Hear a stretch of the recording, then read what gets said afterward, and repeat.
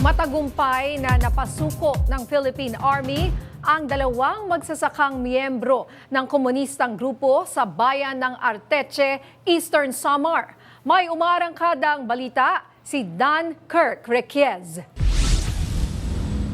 Sumuko ang dalawang miyembro ng komunistang grupo sa ginawang combat operation ng 801st Maneuver Company ng Regional Mobile Force Company sa bayan ng Arteche, Eastern Samar. Kinilala ang mga nagsurrender na sina alias Henry, 39 na taong gulang, isang magsasaka at dating miyembro ng pambansang kilusan ng magsasaka na isang underground mass organization ng NPA, at si alias Fred, 66 na taong gulang, isa ring magsasaka at dating miyembro naman ng RGU Eastern Visayas Regional Party Committee. So upon surrender po, ng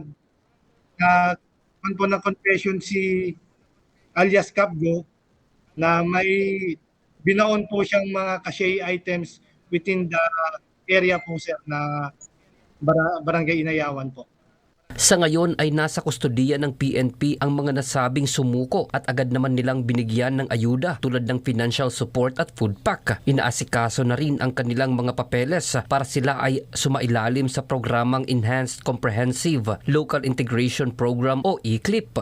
May mapayapa po tayong proseso para sa pagbalik loob sa ating gobyerno. So hindi po natin kailangan magkaroon ng madugong bakbakan at naway may maganda po tayong proseso na pinagkaloob sa atin ng gobyerno, at andito naman po kami ang 801st Maneuver Company para sumuporta sa peaceful po na pag-surrender ng mga ating mga kaibigan po sa taas.